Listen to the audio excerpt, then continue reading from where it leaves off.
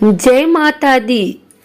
आज शुक्रवार के दिन आइए सुनते हैं माँ अन्नपूर्णा की यह कथा। एक समय की बात है। काशी निवासी धनंजय की पत्नी का नाम सुलक्षणा था। उसे अन्य सब सुख प्राप्त थे, केवल निर्धनता ही उसके दुख का कारण थी। यह दुख उसे हर समय सताता था। एक दिन सुलक्षणा पति से बोली, स्वामी आप कुछ उद्यम करो तो काम चले। इस प्रकार कब तक काम चलेगा? सुलक्षणा की बात धनंजय के मन में बैठ गई और वह उस दिन विश्वनाथ शंकर जी को प्रसन्न करने के लिए बैठ गया और कहने लगा, हे देवाधिदेव विश्वेश्वर, मुझे पूजा पाठ कुछ आता नहीं है, केवल तुम्हारे भरोसे बैठा हूँ। इतनी विनती करके वह 2-3 दिन भूखा प्यासा बैठा रहा। यह देखकर भगवान शंकर ने उसके कान में अन्नपूर्णा अन्नपूर्णा अन्नपूर्णा इस प्रकार 3 बार कहा। यह कौन क्या कह गया? इसी सोच में धनंजय पड़ा रह गया कि मंदिर से आते ब्राह्मणों को देखकर पूछने लगा, पंडित जी अन्नपूर्णा कौन है? ब्राह्मणों ने कहा, तू अन्न छोड़ बैठा है, सो तुझे अन्न की ही बात सूझती है। जा घर जाकर अन्न ग्रहण कर। धनंजय घर गया, स्त्री से सारी बात कही। वह बोली, नाथ चिंता मत करो, स्वयं शंकर जी ने यह मंत्र दिया है, वे स्वयं ही खुलासा करेंगे। आप फिर जाकर उनकी आराधना करो। धनंजय फिर जैसा का तैसा पूजा में बैठ गया। रात्रि में शंकर जी ने आज्ञा दी, कहा तू पूर्व दिशा में चला जा। वह अन्नपूर्णा का नाम जपता जाता और रास्ते में फल खाता, झरनों का पानी पीता जाता। इस प्रकार कितने ही दिनों तक चलता गया। वहां उसे चांदी सी चमकती वन की शोभा देखने में आई। सुंदर सरोवर देखने में या उसके किनारे कितनी ही अप्सराएं झुंड बनाए बैठी थी। एक कथा कहती थी और सब माँ अन्नपूर्णा इस प्रकार बार बार कहती थी। यह अगहन मास की उजेली रात्रि थी और आज से ही व्रत का आरंभ था। जिस शब्द की खोज करने वह निकला था, वह उसे वहां सुनने को मिला। धनंजय ने उनके पास जाकर पूछा, हे देवियों, आप यह क्या कर रही हो? उन सब ने कहा, हम सब माँ अन्नपूर्णा का व्रत करती हैं। व्रत करने से की गई पूजा क्या होता है? यह किसी ने किया भी है? इसे कब किया जाए? कैसा व्रत है और इसकी विधि क्या है? मुझसे भी कहो। वे कहने लगी, इस व्रत को सब कोई कर सकते हैं। 21 दिन तक के लिए 21 गांठ का सूत लेना चाहिए।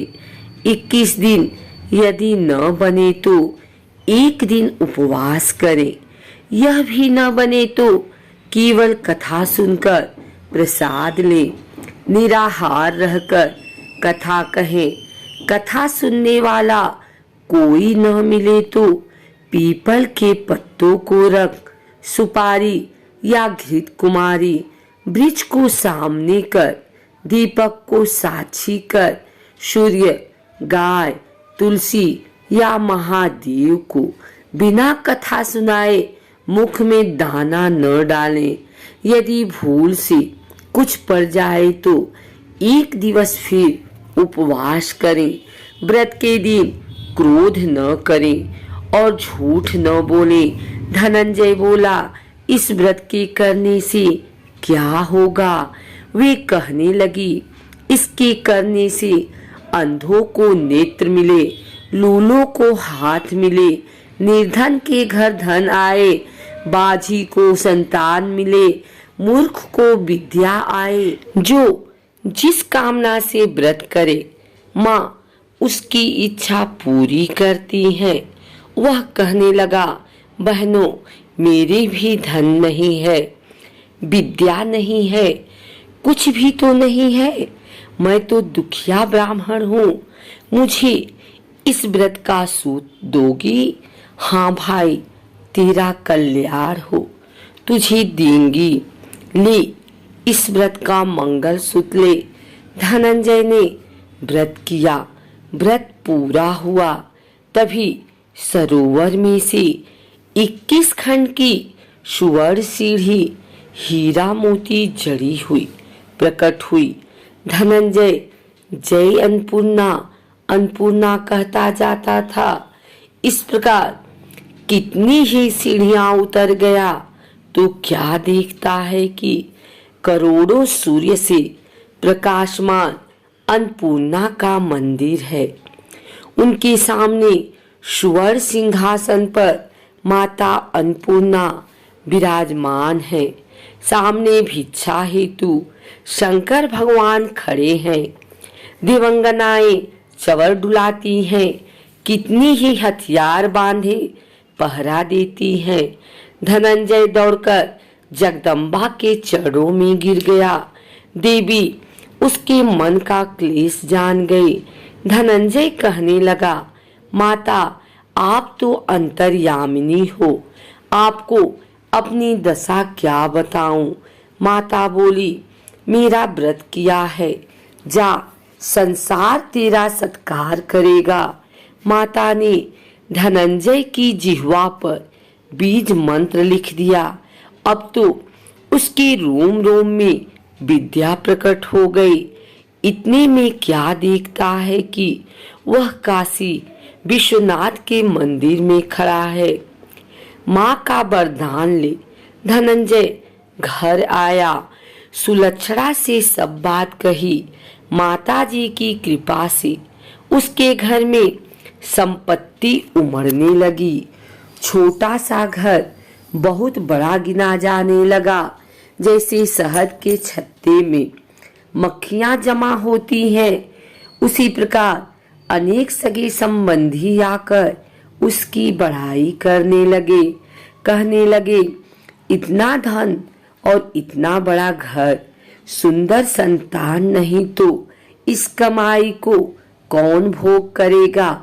सुलक्षणा से संतान नहीं है, इसलिए तुम दूसरा विवाह करो।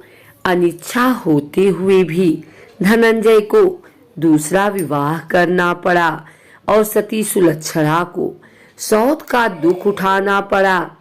इस प्रकार दिन बीतते गए। फिर अगहन मास आया।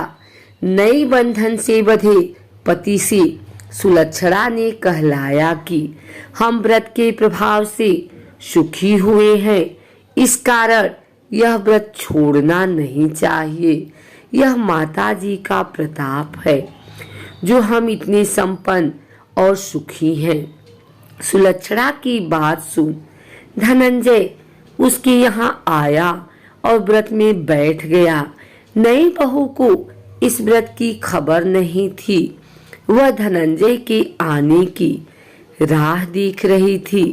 दिन बीतते गए और व्रत पूर्ण होने में 3 दिवस बाकी थे कि नई बहू को खबर पड़ी। उसके मन में ईर्ष्या की ज्वाला दहक रही थी। सुलक्षणा के घर आ पहुंची और उसने वहां भगदड़ मचा दी। वह धनंजय को अपने साथ ले गई। घर में धनंजय को थोड़ी देर के लिए निद्रा आ गई।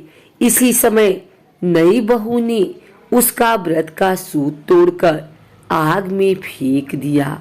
अब तो माताजी का कोप जाग गया। घर में अकस्मात आग लग गई। सब कुछ जलकर खाक हो गया। सुलक्षणा जान गई और पति को फिर अपने घर ले आई। नई बहू रूठकर पिता के घर जा बैठी। पति को परमेश्वर मानने वाली सुलक्षणा बोली, नाथ घबराना नहीं, माताजी की कृपा अलौकिक है। पुत्र कुपुत्र हो जाता है पर माता कुमाता नहीं होती। अब आप श्रद्धा और भक्ति से आराधना शुरू करो, वे जरूर हमारा कल्याण करेंगी। धनंजय फिर माता के पीछे पड़ गया। फिर वही सरोवर सीढ़ी प्रकट हुई, उसमें माँ अन्नपूर्णा कहकर वह उतर गया। वहां माता जी के चरणों में रुदन करने लगा। माता प्रसन्न हो बोली, यह मेरी स्वर्ण की मूर्ति ले, उसकी पूजा करना, तू फिर सुखी हो जाएगा। जा, तुझे मेरा आशीर्वाद है। तेरी स्त्री सुलक्षणा ने श्रद्धा से मेरा व्रत किया है, उसे मैंने पुत्र दिया है। धनंजय ने आंखें खोली तो खुद को काशी विश्वनाथ के मंदिर में खड़ा पाया। वहां से फिर उसी प्रकार घर को आया। इधर सुलक्षणा के दिन चढ़े और महीने पूरे होते ही पुत्र का जन्म हुआ। गांव में आश्चर्य की लहर दौड़ गई, मानता आने लगा। इस प्रकार उसी गांव की निसंतान सेठ के पुत्र होने पर उसने माता अन्नपूर्णा का मंदिर बनवा दिया। उसमें माता जी धूमधाम से पधारी, यज्ञ किया और धनंजय को मंदिर के आचार्य का पद दे दिया। जीविका के लिए मंदिर की दक्षिणा और रहने के लिए बड़ा सुंदर सा भवन दिया। धनंजय स्त्री पुत्र सहित वहां रहने लगा। माता जी की चढ़ावे में भरपूर आमदनी होने लगी। उधर नई बहू के पिता के घर डाका पड़ा, सब लूट गया। वे भीख मांगकर पेट भरने लगे। सुलक्षणा ने यह सुना तो उन्हें बुला भेजा, अलग घर में रख लिया और उनके अन्न वस्त्र का प्रबंध किया। धनंजय, सुलक्षणा और उसका पुत्र माताजी की कृपा से आनंद से रहने लगे। माताजी ने जैसे इनके भंडार भरे वैसे सबके भंडार भरे।